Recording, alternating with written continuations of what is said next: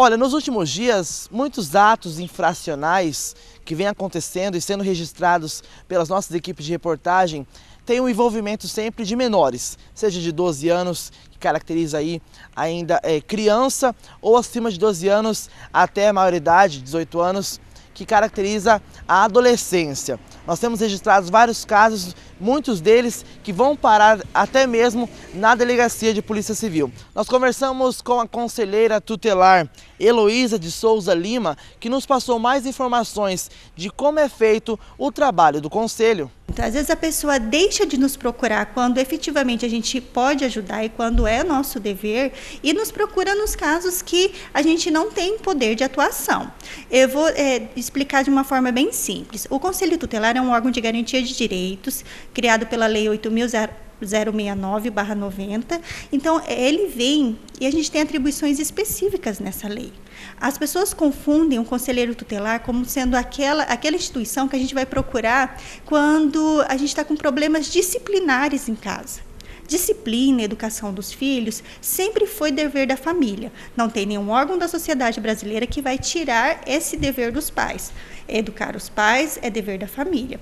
Em quais casos a gente chama o conselho tutelar? Sendo o conselho tutelar um órgão de garantia de direito, toda vez que uma criança não está conseguindo ter acesso aos direitos que são preconizados por lei, a mãe pode procurar o conselho.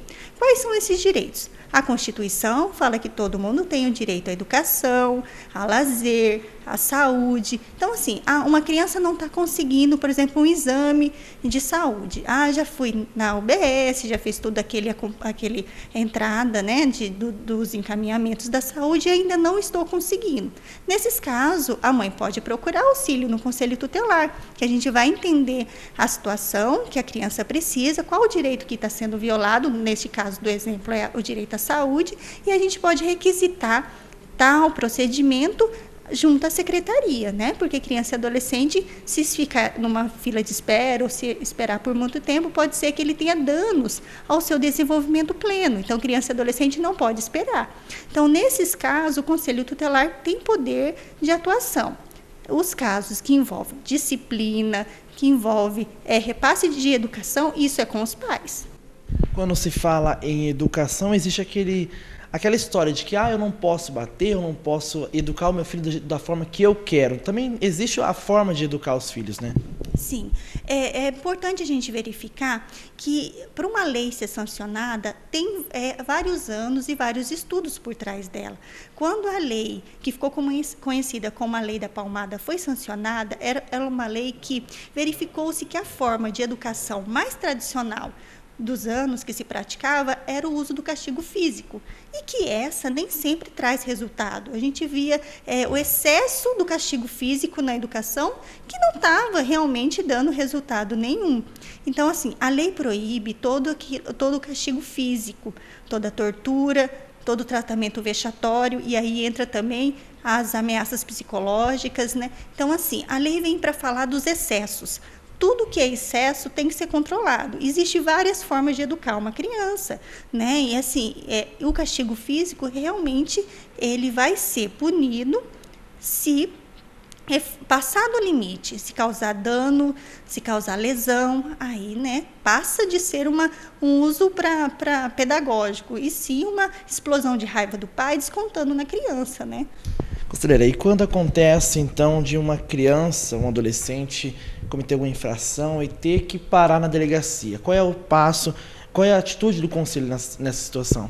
Então, quando se trata de criança de 12 anos incompleto, o Conselho Tutelar é chamado para fazer um diagnóstico daquela situação problema. O que é que levou essa criança a cometer esse ato?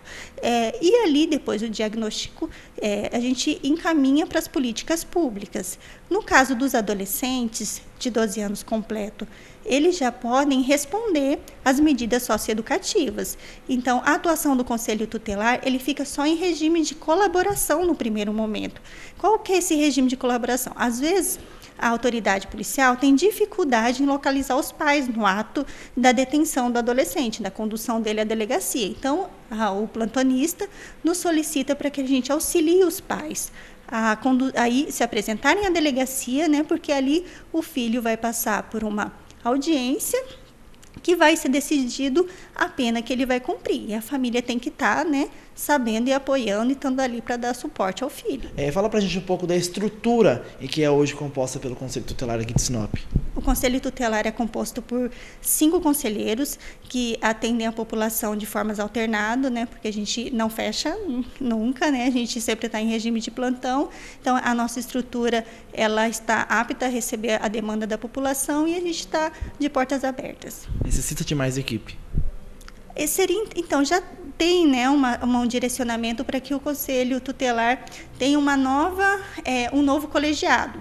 Que o Conselho Tutelar é composto por 5 membros, então seria ideal, já para a nossa extensão territorial da nossa cidade de Sinop e a nossa demanda, que tivesse 2 colegiados. 2 grupos de 5 conselheiros. Isso está em observação das políticas de assistência social para ser implementado nos próximos anos. Facilitaria até no trabalho de auxílio nas escolas, de conhecimento, sim, né? Sim, esse é o ideal, né? Quanto mais a gente poder fornecer à população um auxílio, um trabalho de qualidade, sempre é bom, né? Heloísa, endereço e telefone daqui. Então, o Conselho Tutelar ele fica anexo à Secretaria de Assistência Social, na Rua das Aroeiras, número 1116. O 3531-4722 é o telefone disponível. A gente também pode ser encontrado para denúncias no aplicativo Se Liga Sinop.